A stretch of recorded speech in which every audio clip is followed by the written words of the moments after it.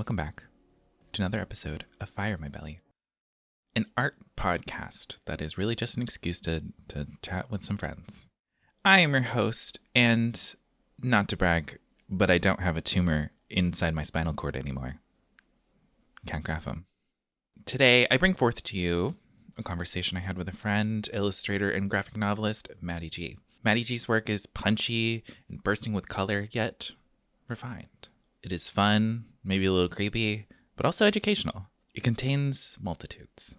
In this episode, we talk about weird 2000s cartoons like Invader and Ed, and Eddy, bowl cuts, terrible sex toys, and growing up as weird queer kids from New England. If you'd like to see the video version of this podcast that includes both of our lovely faces, as well as visuals of all of the things we reference, head over to patreon.com/catgrapham. You'll have access to that, as well as getting the episodes weeks in advance from everyone else, and you can feel really, really special. All right. I hope you enjoy the episode. Hello. How are you? I'm doing okay. I hope I don't look too schlobby. No, you look great. Let's start with you. I shouldn't clap. Let's start with you introducing yourself. I'm Mads. I draw pictures. And I write, and I'm gay. And I write about that's being all the gay. important stuff. Yeah, pretty much. Well, I'm going to talk about you being gay later. Are you gay? No. I wanted to ask you how you got into comics. Like, what inspired you to go in that direction? Was it like a natural thing that you were like obsessed with comics as a kid? Yeah, pretty much. Yeah, naturally obsessed is a good way of putting it. I loved comics ever since I realized they were a thing, realized they existed. It helps that I come from a very artistically minded family. Oh. Yes. Oh, so you cheated. Yes, I did cheat. And this contributes a lot to my imposter syndrome, where it's like, I was raised steeped in the, family business, but also like... but that's like so cool. Like, people are just mad about that because we all wish we had that. No. Well, I am very grateful for just my family in general. I definitely hit the jackpot. Definitely happy to have, parents who are weird, who understood that their kid was going to be weird and was like, well, this is it. Like, my dad was like, I really hope I don't give birth, like, I don't get me. And then I'm like, sorry, you got you. And dad's like, well, there we go. Yeah, unfortunately, that tends to happen with when you are contributing your DNA. Yeah, it's almost like that's how chromosomes work. Yeah. People love talking about chromosomes. What kind of stuff did your parents do? Yeah, so I was going to get into that. So my mom is a fine artist, and cool. My grandma was a fine artist. Wow. Both cool. of them do a lot of like abstract stuff and stuff with textiles, so it's very different than what I do. My mom right now uses mostly like encaustic paint, which is the melted wax paint, and then also likes to do like printmaking, and she uses a digital embroidery machine, like one of those that they have like lids. But she makes like weird abstract like art with it, and it's very cool. I love that. And what does your dad do? My dad is like a businessman, but he like loves the arts. He's very gender nonconforming, I guess, if you want to say. Like, wow. He's a very like sensitive man. He likes to, he keeps house, and he loves opera and music. He used to be a pipe organist, like not like professionally, but yeah, he used to play like guitar, pipe organ, all kinds of crazy shit. But his dexterity got worse as he got older, so he's just like, I'm just going to listen now, Did they push you to go into the arts? Yeah, or... definitely. It was like, oh, cool, so Mads is going to go into like music lessons from a really young age. Mads is going to like, my mom kind of taught kids art classes when I was a kid. So I would like sit in with that every once in a while, and I would have access to my mom's studio, so she would just teach me like she would teach the kids that she taught. That's so rad. I'm very, very, very, very grateful, like beyond grateful. Yeah. And what was cool is that because of my good relationship with my parents and the stuff I had available to me, I was able to share that a lot with my friends growing up. When, the few friends that I was able to like wrangle, they were all, of course, like neuroatypical queer artists before we even knew what any of those things were. But right. My mom that was tends like, to happen. Yeah. I feel like kids kind of like magnetize you just find to each other. Yeah, definitely. It's just like, ugh, yeah. But my mom was like, oh yeah, cool, more weird people like my kid. So like, come on and draw, come and like, I don't know, do shit. And like, we lived in the middle of like the woods in this weird wooded area where like right next to a cemetery, and my mom and dad like took really good care of the property, and my mom like helped build this like little waterfall. So it was like this wonderful place for all my like stressed out, hurting friends to go and feel safe.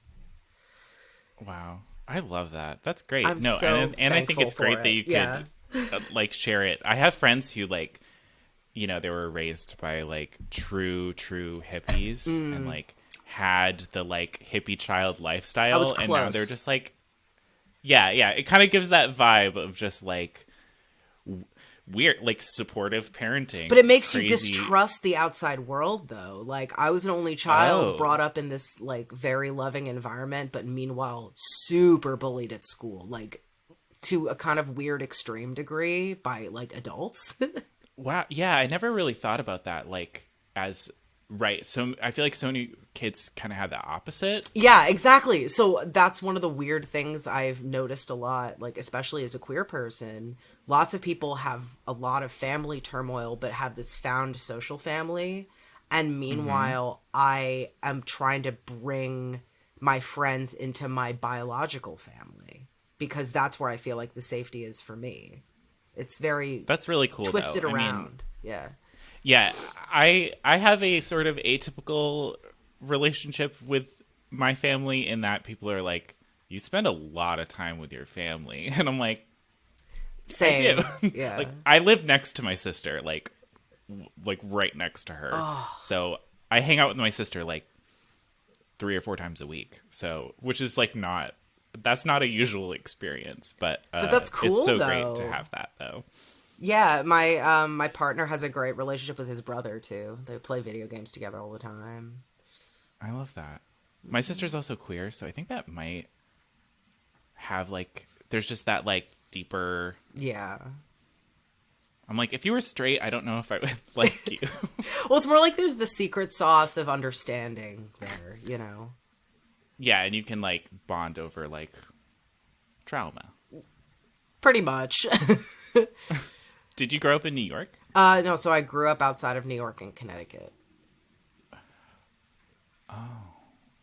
It's all coming together. No, so caveat, grew up around a lot of privilege, but I had more emotional privilege than financial privilege, let's put it that way. But it's wild when you're around like extreme wealth and like, yeah, it's very, very strange. Jumping off of childhood stuff, you created the 28th issue of the Invader Zim comic.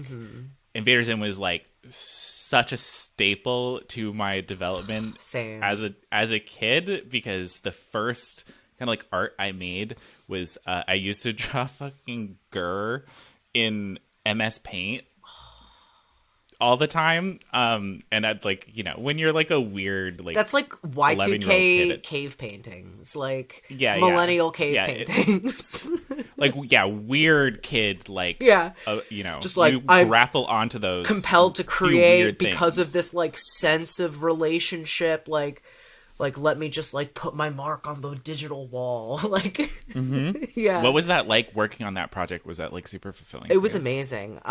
Just the fact that my like my inspiration kind of came full circle with that, like growing up as a huge Invader Zim fan and then having the opportunity to draw an issue.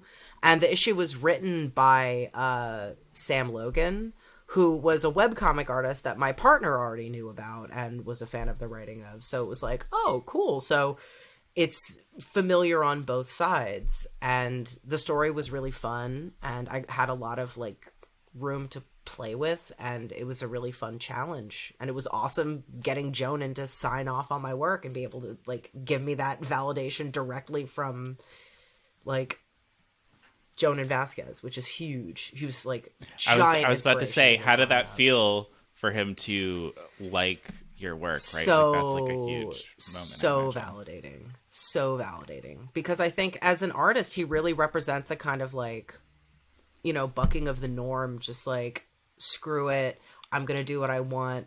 I've seen an interview of him that was really great where he was like, I probably shouldn't have had as much confidence as I did, but I'm glad that I just kind of was like, just making it, just going with this manic energy where he's just like, I just had to like, why not? Let's just go.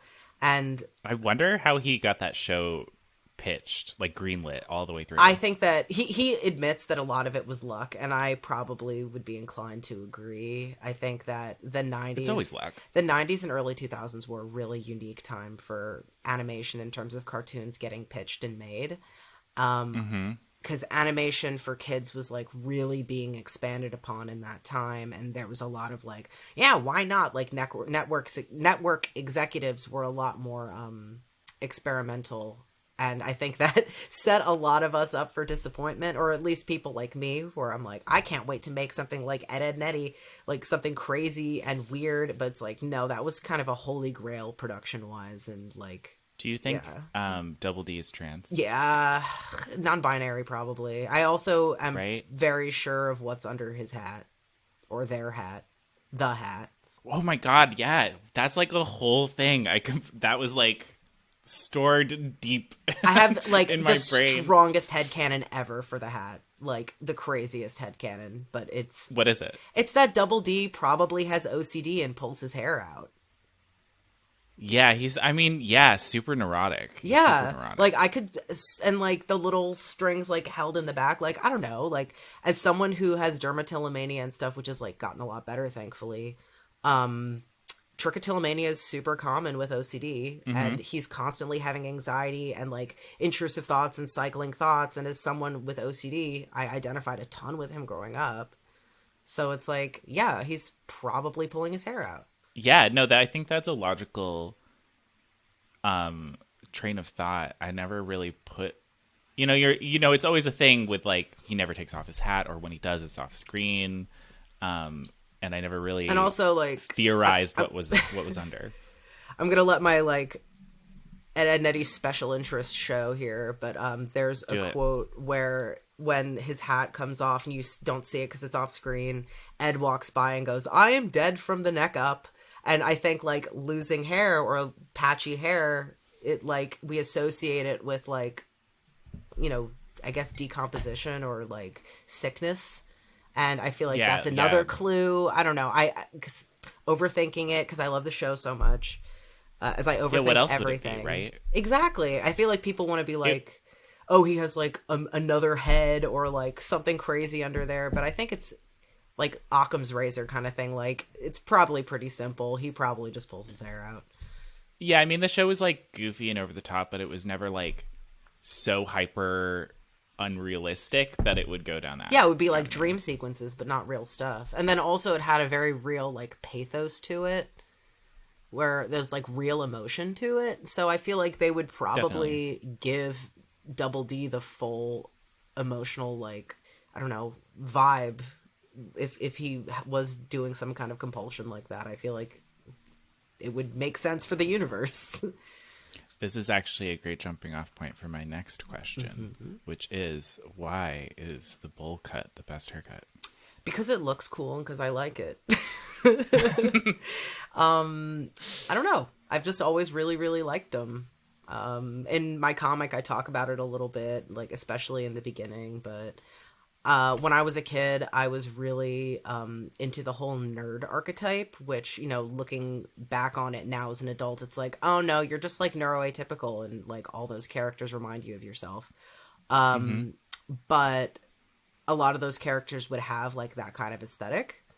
So I really latched on to the like nerdy dweeby like Curly from Hey Arnold kind of aesthetic, and then like Mandark, stuff like that. Growing up with Mm-hmm. all those cartoons and that depiction of like nerdy masculinity, so that like gave me the worm really early on. And then I also grew up around a shit ton of 60s and 70s culture and like the Beatles and shit like that. And so like Yeah. Okay. yet Yeah. another like boom boom boom. So How do you feel about the current state of cartoons? I don't want to comment on that because I feel like there's too much discourse on it already. Mm-hmm. And I think that adding more opinions from someone who's not making them right now isn't helpful, beyond just like chatting with friends, because I think there's a ton of pressure being put on animation professionals right now, and I don't want to contribute Yes. to the stress. Maybe a couple years ago I would have gone off, but now I'm like, I want to leave everybody alone right now. It's I feel like that's a part of the conversation that is productive, is to talk about like how I don't know if there's a specific term in animation specifically, but like crunch, like yeah, this it is crunch. this It's just, that's just the term. It's crunch. It is it.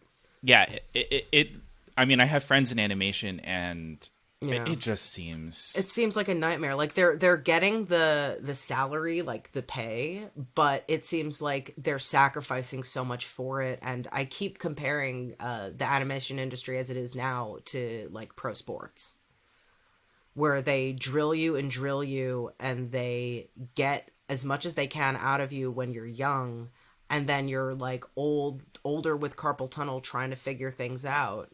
And like if you're Mhm. lucky enough, your show got really successful and you have some like royalties and some coin to sit on, but the longevity of it is really kind of a toss up.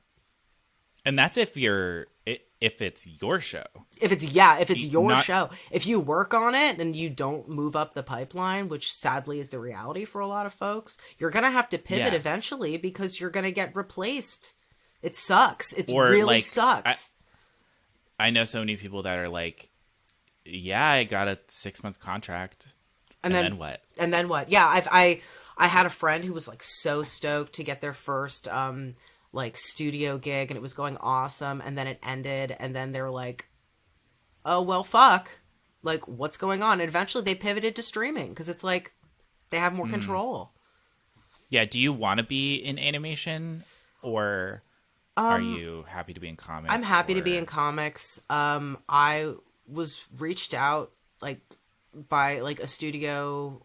I think 2 different studios actually reached out to me for pitches, and I pitched, but then like I don't know, I just never really followed through with it in the way that I thought I would, because I don't think that I don't know, I'd rather wait until the market is ready for the stuff that I'd want to make, / until I have an idea I'm really passionate about. If I'm ever going to Yeah. pitch anything. As far as jobs in animation, I've done some freelance work. I'll accept freelance work if it comes my way. Like, I'm not anti-animation work, but as far as jobs that I'll seek out, it's going to be in publishing. Just because also with the whole AI thing, I just feel like there's a little secret sauce and some physical media here, you know? That's true. Yeah, you've been doing like physical paintings recently that I really love. Yeah, are that's those, mostly are those in just for gouache fun. or? Yeah, in acrylic gouache. So Okay, yeah, that's what I I'm use. using all my shit wrong though, because I'm using it on wood, but I have like you know those gesso boards now, so that's been kind of working better. I paint mine on wood. All we my go. gouache paintings are on wood. Acrylic gouache on wood just is like Yeah, I use my whole thing that I've been using for like a fucking decade is I use matte medium as a clear gesso, I've done that before. and it works so well. It seals it in. You can still see the drawing. It doesn't have that weird texture. I don't know if you've ever used clear gesso, but it is like I've never used clear gesso. I've only used regular white gesso and white, black, and yeah, just matte medium. I put Mod Podge in like everything. Yeah, Mod Podge is a workhorse. What is So it just good. glue? I feel like it's got to be some kind of like, souped up PVA, right? Yeah. Yeah, I mean, I'm always so concerned about, like, because what my like mentor in college was a painting restorer and Oh yeah, like archivalist. So like he like really like instilled a lot of those longevity. preparatory measures to make sure that things stay archival. That's And now really I'm just important. Like, yeah, I'm like, is that archival though? No, I'm always thinking like, okay, is this going to protect any light fastness or whatever? But I've had some of my first paintings just hanging in my office and like light absolutely touches them. And they've been up there for like a few years now, like since at least 2019. And they look exactly the same. They've had constant light contact like right across from a window. So I guess I Mod don't Podge think. is doing Yeah, all right. I would be so concerned about paint. It's for me. It's anything that's like printed that I'm like. Oh, well, that always has to do with the hyper-concerned. ink. Like, I just had a rude awakening where I printed my own bumper stickers, and it's like, nope, it's not light fast, you jerk. You fool. You fool, you absolute fool. So you made the Ignatz Award-winning anthology, BK Do Comics. I did the book design for it. Oh, you did the book design. I didn't Sorry. make the anthology. So the anthology is an anthology of Nib comics because I'm a correspondent for the Nib, and yeah, they just do these compilation books every once in a while. The last one was Eat More Comics, and then Be Gay Do Comics was the one that I did the design for, and I have a bunch of comics in it.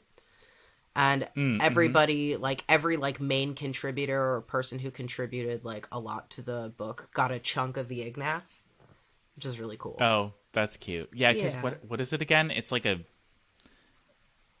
It's a brick. is it just like a brick or something? Yeah, it's just a brick. And I don't know if you know Shingen Core.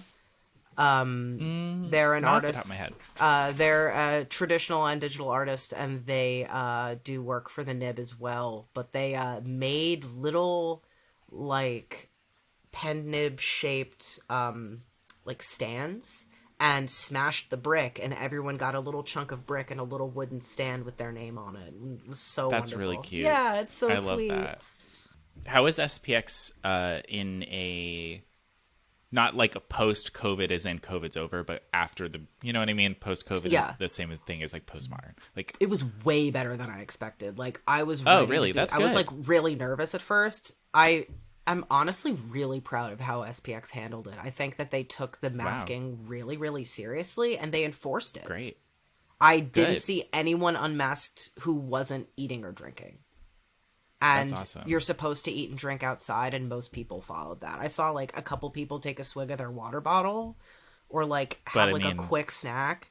But yeah, like Especially if you're behind a table. I mean, what yeah, are and you it was gonna only do? people behind tables who were doing that. All the guests were masked the whole time, and they had attendants like around everywhere, and they were enforcing it.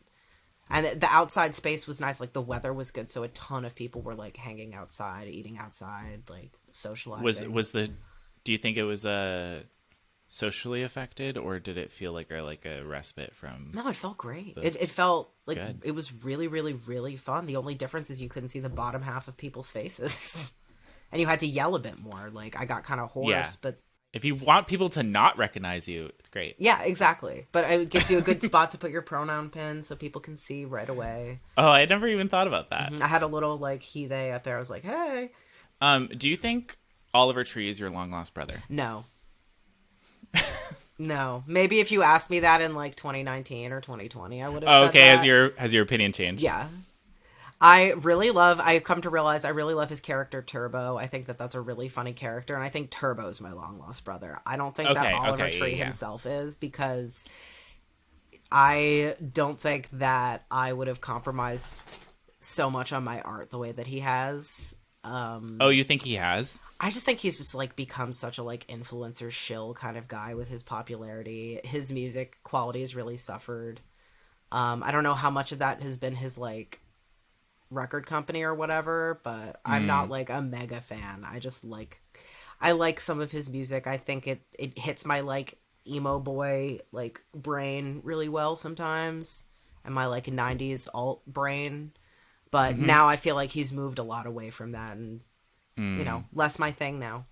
Say la Yeah, I vie. think actually all the stuff that I have reference for is like, 2019-ish. Yeah, that's because that's when he was good. That's when he was making Yeah. really good stuff. Like, you know, he was doing a lot of like 90s rave kind of music stuff and like weird shit. And then now he's just kind of doing like TikTok music. And it's like, all right. The influence TikTok has had on, I mean, on art and on, but more so on music is just In general, crazy. it's bad. And I don't understand, Yeah. like, and I'm someone who loves, like, Ween and weird, like, modulated music. I don't understand the obsession with, like, the chipmunk voice and, like, speeding music up really fast and, like, having, like, super high little, like,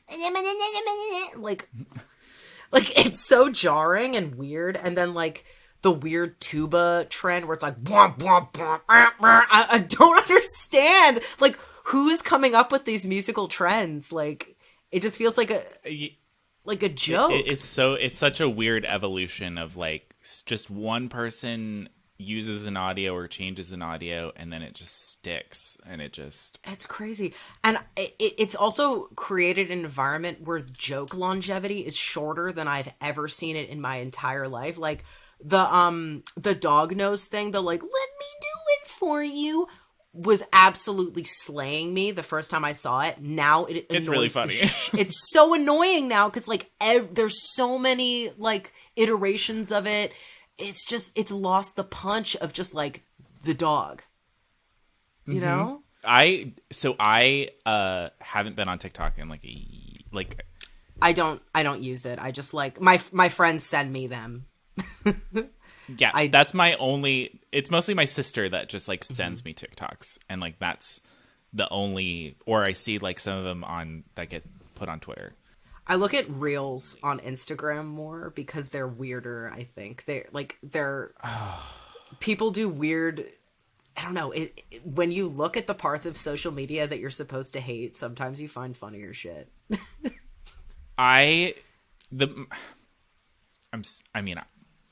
made a whole video about how much I hate reels. There's so much cooking on there, like weird cooking, like people in like different parts of the world, like tossing huge bowls of like really stuff. quickly, and then it's magnetizing. Like I find myself, I'm like, I gotta fucking know. Like I gotta fucking know what this person's doing. Like I don't know. What the fuck are they building out of like a weird thing of mud? And you know, it's like it's funny. I don't know. For me, it's just like I know it's stupid, and I just treat it like it's stupid. Like I don't like scroll through them all the time or anything like that. But every once in a while, I'll just like I'm at the like doctor's office, and I'm like, what's this? Oh, like some guy like I don't know, like stirring a big like pot of like halva, and like for I some know reason, exactly pistachios what you're talking about, make a lot of appearances. I noticed.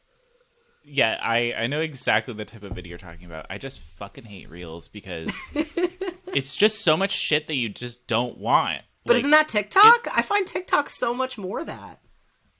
I feel like TikTok's algorithm is so scary good that it like really quickly learns your taste and is very good at giving you new things that are similar but slightly different. Whereas like that reels, scares me. Like, I like the random like Reddit front page vibe of reels where it's like I just want to see what the outside world is looking at so I can be like, like I don't want stuff catered to me, if that makes sense. Okay, yeah. If you don't want that, then I would say reels. I really for don't sure. want If you that. really don't want that, try YouTube Shorts. No, that YouTube Shorts are algorithm they're nuts. Like oh my god, it's they're so awful.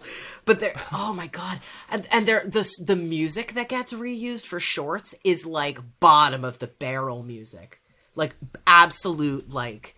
There's this that what is it, that one Miley Cyrus song. And what's worse is the worst thing is like when you subscribe to someone on YouTube and they just start only posting shorts. And you're just like, Yes. Stop. Which I get. Well, actually, you know, it's okay. I'm not actually going to blame the creator. I'm going to blame the way that YouTube That's why shows you them.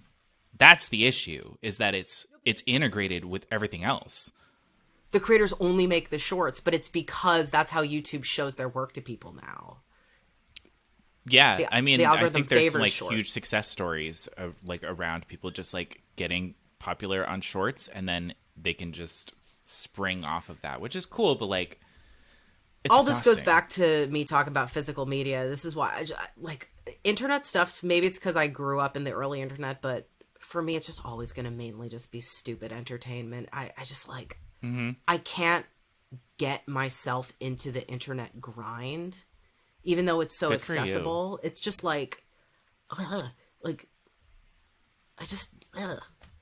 I think that's really healthy, and I'm so glad that you have that mentality. It's something I cultivate. I do a lot of therapy. I'm in therapy every week. It's taken me a long time to get close-ish to that point. I would say that I've uninstalled it a lot because like I was so into the Instagram grind. Well, we're manipulated to think that this is the only kind of success we are allowed to have. Yeah. It needs to be instant and continuous. And I think that a lot of like other industries that aren't on the internet have been gatekept for so long. And now that the internet is becoming the gatekeeping spot, people are forgetting about like the older avenues, and all the old people who were gatekeeping them before are stopping. They're retiring or dying, sadly, you know. But like we can get the jobs. They're starting to open up a little bit. Maybe that's just my perspective. Like, you know, I'm sure it's not the same in every area, but you know, sometimes just take a look around. I think it does. I feel like this idea of it to me, it's like you need to constantly be having something out. And it's just not how a lot of industries work. Like, it's not how a lot of artists work. Yeah, and I mean some do, and that's like we're not all Jim great. Davis. Yeah. Like and we're not just like, yeah, some people are just so good at just pumping it out, which is great if it works for them, but like it kind of rewires how you think about what you make in a way that was extremely unhealthy for me. Oh yeah. I mean, if anything, that kind of like thing highlighted that I might have like bipolar, because I get in like what I'm starting to realize is hypomanic states where I'm pumping out work, and then I crash, and then I don't make anything for like a month. Yeah, I do the same thing. Yeah. I think for me, it's definitely an ADHD thing where it's one or the other. They can like kind of, I'm convinced I have like everything, which is like another thing, you know. I just know I'm mentally ill, and that's like, that's what's on my resume. Like mentally ill, but can get the job done and always makes their deadlines, like always. Yeah. Yeah. That's one of my things is that I'm like, unless I have a serious life event, I am going to do everything I could possibly do to make that fucking deadline. That's like, the good thing about ADHD is once the pressure's on, you become like superhuman. You don't have to like eat or sleep or anything, but you just have to have that like pressure, little nudge. Yeah. But it can't be too much. And then you shut down. My past like people, like my past partners, like when I'd get in that like hyper focus, like intense, super intensity, they'd be like, "Don't you need to eat and go to the bathroom?" And I'm like, I can just turn that off. Yeah. I don't need to do that anymore. I've ascended. Pretty much. No, exactly. But then once that stops, you feel like I'm a failure. Like, because for me, when that's going on, I'm like, oh, and now I can keep this up indefinitely. And like, I'm unstoppable. The world will like, you know, but that's what's making me think like, bitch, maybe you have bipolar. So I'm talking to my therapist about that, because I get this moment of like invincibility, and it's like, oh, maybe that's not ADHD. Yeah. I mean, I know we're all different, but that's the thing is like shit can hit people in so many different ways. So this is just like, I also am convinced that mental health is like my special interest, because I'm always thinking about like brains and brain stuff, which is like, I guess, a segue into like the graphic novel that I like wrote. Continue on. Yeah. Continue on this segue. I think this is just like Mads and Kat catching up. Yeah, last time I saw you was at SPX 2019. Yeah, it was ages ago. We haven't seen each other in person in forever, but we talking online. 4 years. We talking online. I got your years. portrait book like right there. Oh, thank you. I love your work so much. I'm always talking I about like always my friend feel Kat's the weird. best portrait painter ever. Your stuff's so good. Thank you. I love your process videos, like the square brush, like slowly. Oh. But that's the exact stuff that I was talking about that like ruined me. Oh, but it's so beautiful. It looked so good. I know. And I'm such a consumer. Oh. But it's fake. It's fake. Well, no, it's not fake, but like it's slightly Staged. manufactured. It's staged. I would know. I'm like, okay, I know that like when I put this brushstroke here, I'm gonna make it not necessarily in the best brushstroke or how I would actually do it, but in a way that would look best on camera. No, but it's also like the old school thing where like someone's drawing in a movie, but when you zoom in, they're just like going over the line. Is that, and then people do this thing on Photoshop where they draw the thing and then they put a white canvas on top and they erase and they go like, wow, oh, I'm the auteur. I'm like, bitch, I know that took you like 3 hours and like 4 clumps of hair to do. Like, like, let's take a second. But that it creates again an unrealistic expectation because people would be like, oh, you do that like, oh, it's so easy for you, and I'm like, no. I make it look easy. But when you crack the code and you realize that, it's like, I don't know, like sometimes my brain just breaks and I'm just like, this is funny. Like, I don't know what it is. Like, where I'm just like, wow. Like, I feel like I'm an alien, like, looking at Earth. Like, the last time I, like, looked at Earth was in, like, 2006. And then I came back for a visit and I'm like, oh, damn. Like, I don't know. And then you leave again, and then I go home. You're like, no. That's why I'm agoraphobic. I don't know if I would count as a recluse just yet, but we'll see. Maybe I'll get there. So we talked about this a little bit, but like or I guess talked about it in the sense of you don't want to pursue animation. Where do you want your career to go? What does that like evolution look like for you? Well, it's not like I don't want to pursue animation. It's more like that's not my goal. It's like if it happens, it happens, and I'll be grateful, but it's not what I'm looking for.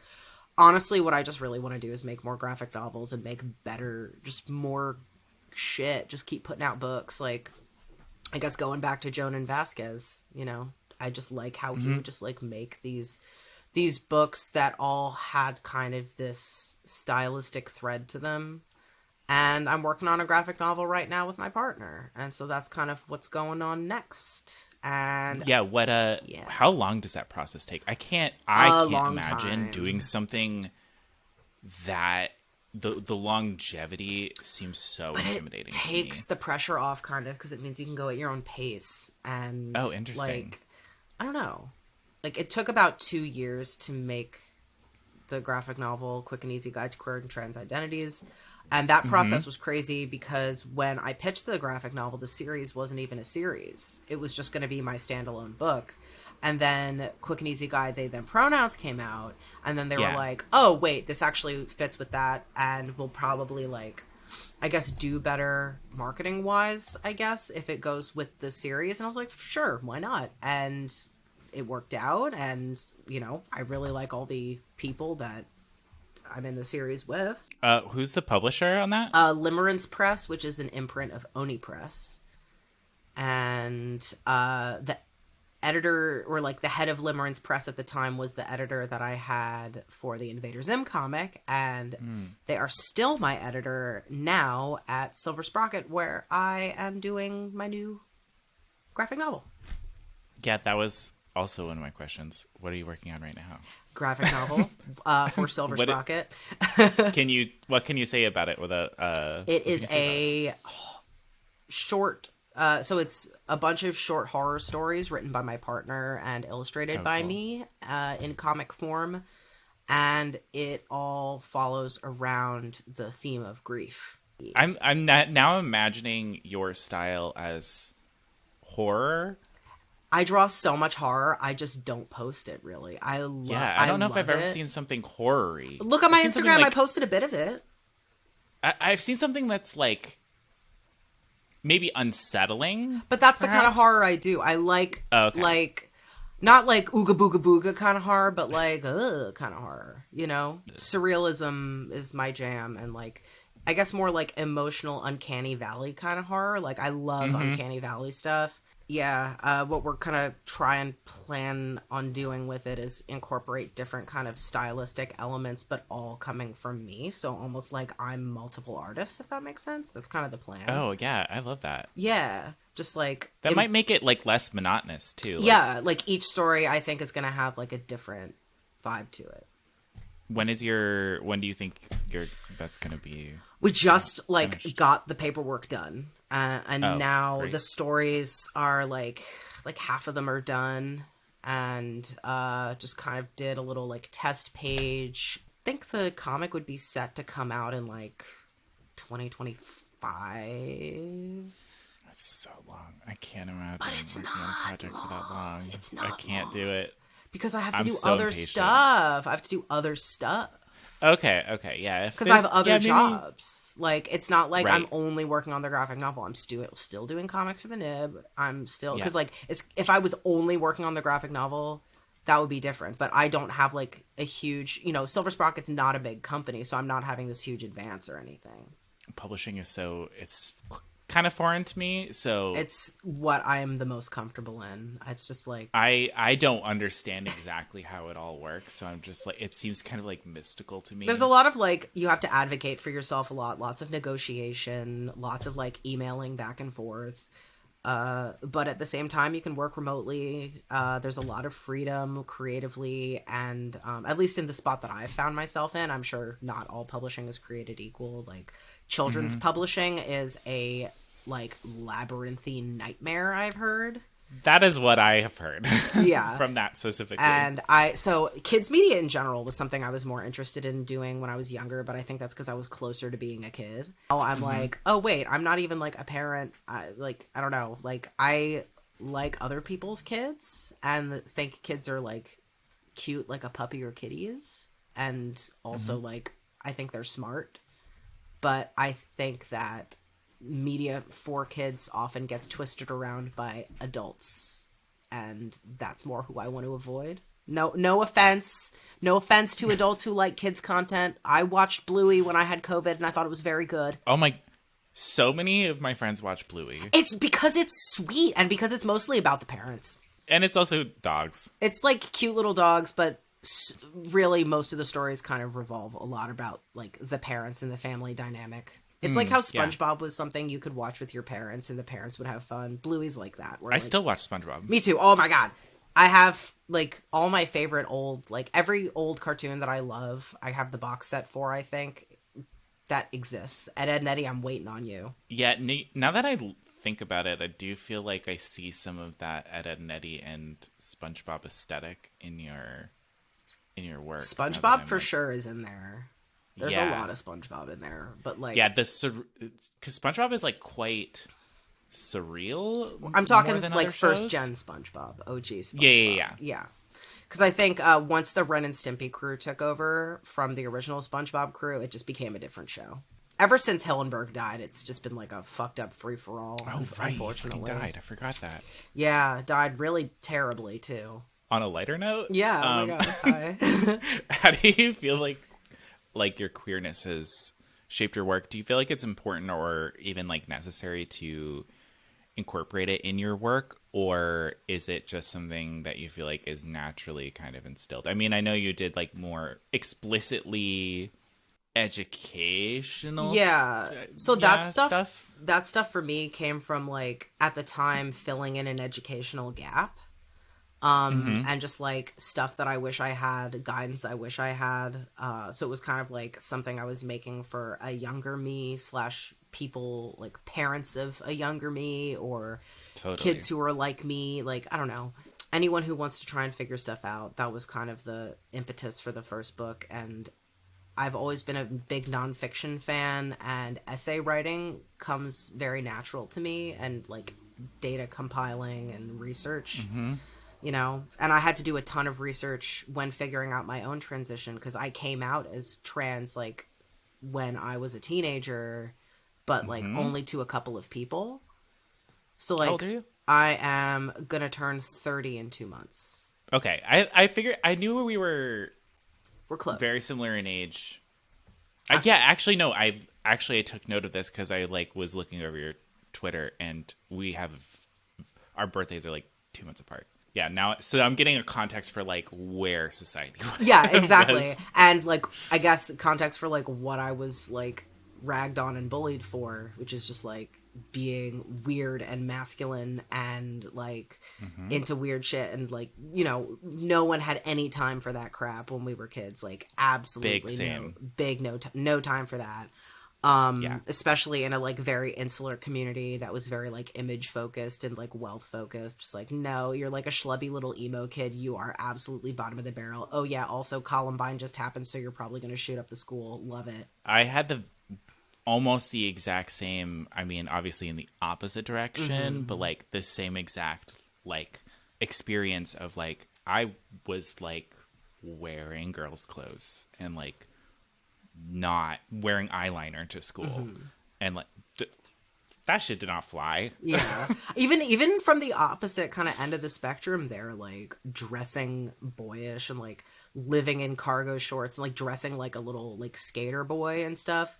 I would just get like, just, you know, people would ask me out as a joke, like stuff like that, like lots of like, oh hey, you fucking like lesbo, blah blah blah, which was like really tough for my tiny bisexual self, where I'm like, oh no, they're right, like, you know, it's just like confusing.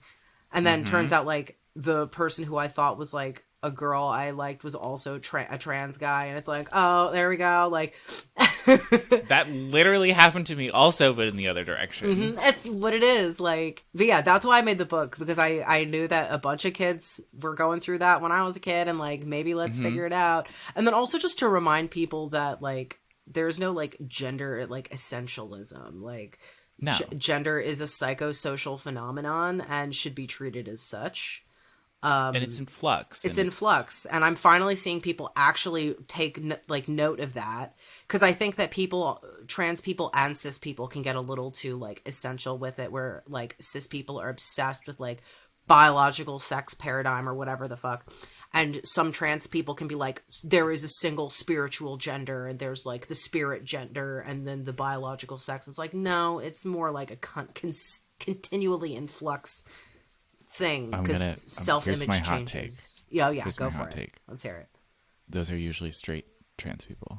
Straight binary trans Binary trans people. I don't know about straight. Yeah, but definitely like binary trans people. But at the same time, like, I get it, where you feel such an immense pressure to be put, and some people are binary by necessity for like safety, you know? Yeah. Like, but like, I'm not about like people like Buck Angel. And what are you talking about? Buck Angel's great.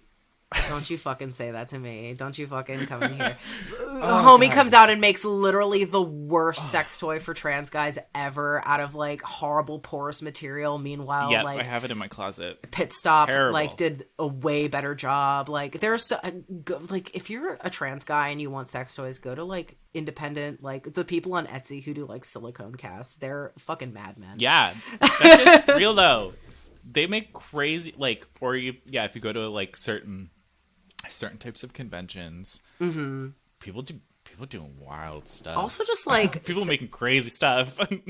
Man, sex toys have gotten weird, but in like a good way. Like, it's no more do we have the fucking terrible little like plastic fake chrome bullet thing with a cord, a literal cord. And we're like, am I gonna electrocute the remote with the dial? With the dial, or like the switch that you slide? Oh my god! Trying to get sex toys in like 2008.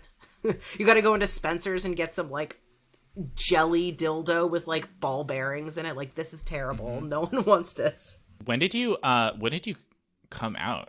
What if we came out at the same time? Oh my god. So I was out so I didn't know what being non-binary was, and this was around the time where like someone had maybe like just created the Wikipedia entry for bi-gender. And I was like, maybe I'm that, because I was doing drag and stuff and like, you know, cross-dressing in my room and everything. Like, So many of us yeah. do. Mm-hmm. And I was kind of like out to my close friends, you know, who were also probably trans, and we were just kind of experimenting with gender variants and stuff, and cosplay obviously was really helpful. This is what, 2009, 2010? 2000, no, a little earlier, like 2007-ish. Mm-hmm. Was kind of when I figured it out a little, 2007, 2008. And then I started to socially transition more in 2011. When I started college, I chickened out. And then I went hard in the other direction and was like, okay, I'm a binary trans man. And then I saw my first gender therapist and was like, oh, wait, no, this is too hard in that direction. I'm going to pump the brakes. And then I thought, okay, I'm just going to like try to socially transition in a non-binary way. Because this was around the time that non-binary people were actually talked about. So this is around 2012. Yeah, then I just started presenting androgynously like I did when I was like 13 before puberty. And everything kind of felt normal. And then I started dating again and I went femme again. So it was kind of like this like... Yep. like peacocking that I would do when I tried to get a date, because at the time I was still like mostly looking for cis guys and I wasn't ready. Like I didn't trust that any like queer cis men would be attracted to me because I was pre-T and like pre-everything. But then I got lucky with my partner who like, you know, figured out he was queer pretty much when I figured out I was like, I had to transition, because I was trying to like hold off on any kind of transitioning as long as I could like stand it. And then it was like, okay, I can't handle it anymore, so I'm going to start T. And I did. And I've been kind of like starting it and stopping it, starting and stopping it because of like different like medical stuff. Seeing my endo like a good boy. PSA. Go to your doctor and tell your doctor. Yeah, go to your fucking doctor. Also, if you do drugs, tell your doctor. They can't tell the Yes. cops. And they need to know what you're doing. And they need to know what Yes. you're putting in your body. Especially if you are like having any type of surgery. Exactly. If you smoke, know. if you do, you really just got to tell your doctor if you're doing drugs. They can't call the cops on They you because don't of care. HIPAA. They don't give a shit. Like They don't care. I can't say like every doctor though, because there are some Right, doctors but- who are really bad. Like I've had some terrible doctor experiences. But if you have a good relationship with your doctor, fucking tell them what you're doing. Yeah. That's a little PSA. Yeah, a little tangent, but Wait, did you do the trans thing of dressing up as the opposite gender for Halloween? like every time, every single time. As a joke? No, This not was as a really joke. funny. In complete earnest.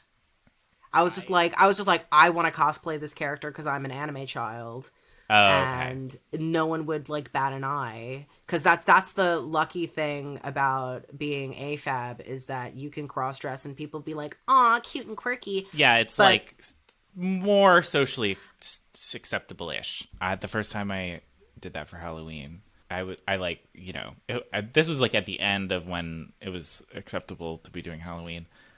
So like 14, 13. I that did it kinda age long range. after when it was acceptable. I like went up to the door and, you know, everyone else has like more outlandish costumes and I'm just dressed earnestly You're just in like, girls' clothes. like, And I just she want was to be like- cute. No, she was like, "What's your costume?" Because she thought I was like a girl, and I was like, "This is great. I love this. Yeah. I love this. I don't know why. I used to like go to this." the mall dressed like a boy. Yep. Well, we already talked about what you're working on right now, but where can people find your stuff? and support you? Shameless plug time. Mm-hmm. So I am at Mady G Comics, MADY as in go, comics with a CS, not an X. So MADYG Comics on Instagram and Twitter. Twitter is where I shitpost. Instagram is where I put art. You put art on Twitter. Sometimes. Twitter is more like balls out, like let's party. I don't give a shit about building a following on there anymore. So That's smart. so check me out there. Check me out on Instagram if you want to actually help me build a following. People will see. Theoretically, I don't even know. And I have a website, madyg.com, where you can see all my comics and everything, and links and thingamabobs and animation and blah blah blah blah. Oh yeah, buy my book. And Buy yeah, my book. buy the book. Buy my book. A quick and easy guide to queer and trans identities. But actually, though, Yes, but actually.